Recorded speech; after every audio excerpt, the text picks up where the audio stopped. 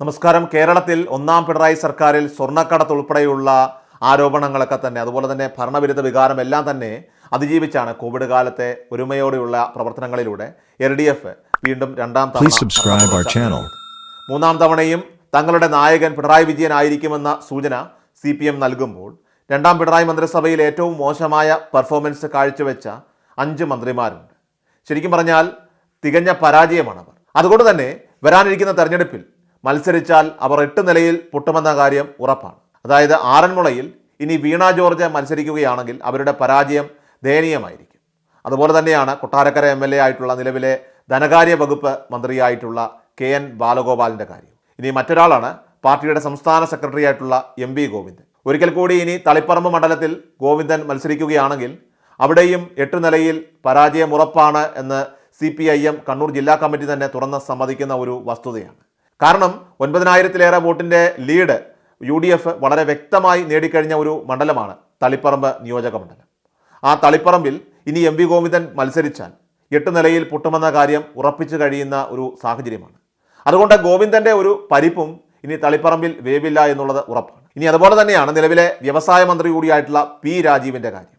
P Rajeev കളമശ്ശേരിയിൽ മത്സരിക്കുമ്പോൾ അദ്ദേഹത്തിനെതിരെ KM ഷാജിയാണ് അവിടെ മത്സരിക്കുന്നതെങ്കിൽ തീർച്ചയായിട്ടും P രാജീവിനെ പരാജയം ഉൾക്കൊള്ളേണ്ടതായിട്ട് വരും. കാരണം അത്രയേറെ ജനദ്രോഹപരമായിട്ടുള്ള നയങ്ങളാണ് വ്യവസായവൽക്കരണവുമായി ബന്ധപ്പെട്ട കാര്യത്തിൽ കേരളത്തിൽ അദ്ദേഹം സ്വീകരിച്ചത്. വ്യവസായിയായിട്ടുള്ള സാബു ജേക്കബ് തുറന്നു പറഞ്ഞതുപോലെ കേരളത്തിൽ വ്യവസായത്തിന് NOC നൽകണമെങ്കിൽ ഒന്നുകിൽ CITയുമായി അടുപ്പമുള്ളവരായിരിക്കണം.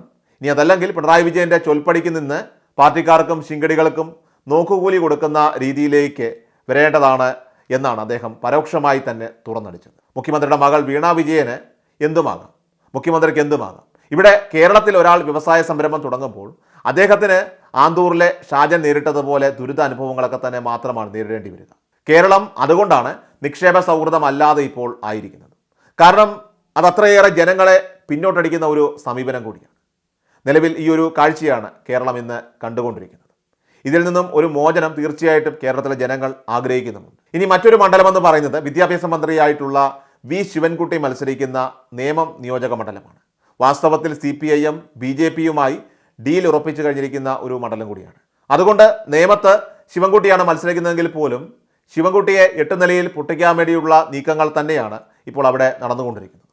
വാസ്തവത്തിൽ ശിവൻകുട്ടി മത്സരിക്കുമോ എന്നുള്ളത് തന്നെ തീർച്ചയായിട്ടും കാത്തിരുന്ന് കാണേണ്ട കാര്യം തന്നെയാണ്. കാരണം അദ്ദേഹത്തിൻ്റെ ടേം പ്രകാരമുള്ള കണ്ടീഷനൊക്കെ ആകുമ്പോൾ അദ്ദേഹം പാർട്ടിയിൽ മത്സരത്തിൽ നിന്ന് മാറി നിൽക്കേണ്ടതായിട്ട് വരും.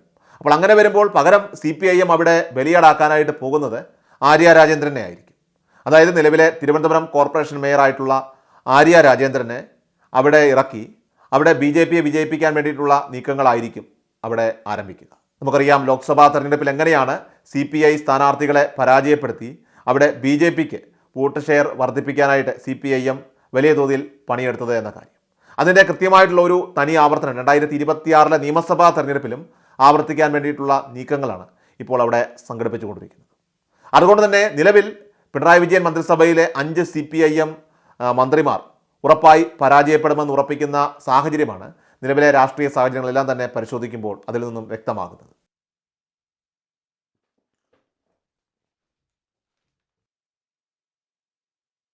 എല്ലാ ദിവസവും വാർത്തകൾക്കായി സബ്സ്ക്രൈബ് ചെയ്യുക, ഫോളോ ചെയ്യുക. വാർത്തകളുടെ നോട്ടിഫിക്കേഷനായി ബെൽ ഐക്കൺ എനേബിൾ ചെയ്യുക. Please subscribe our channel.